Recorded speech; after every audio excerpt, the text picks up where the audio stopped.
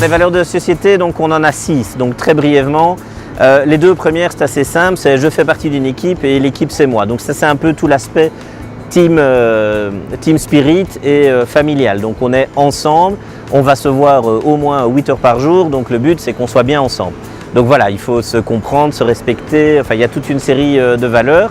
Dans ces 2 valeurs, il y a également une sous-valeur entre guillemets qui est importante et qui je trouve est souvent beaucoup trop galvaudée dans les sociétés, c'est d'essayer de tendre, y arriver c'est impossible, mais de tendre vers pas générer de stress en interne. Il y a assez de stress qui va venir de l'extérieur, des clients, des fournisseurs, des délais, etc.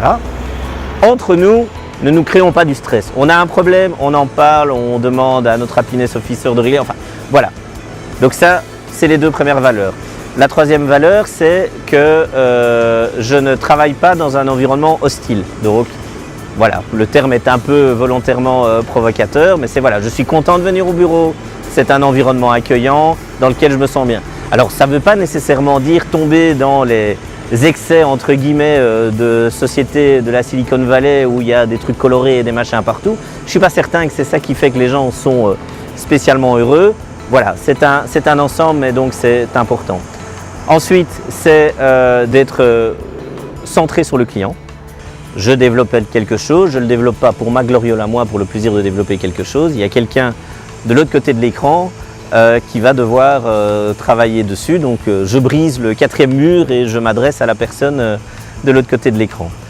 Et les 2 dernières, il y en a une, bon, on n'a pas trouvé mieux comme intitulé, mais c'est « The sky is the limit ». Alors ça peut, de nouveau, c'est très bateau comme terme, mais bon, ça veut quand même clairement dire qu'on a de l'ambition. Une ambition réaliste, parce qu'on pense sincèrement pouvoir être leader au moins sur le marché européen avec notre application.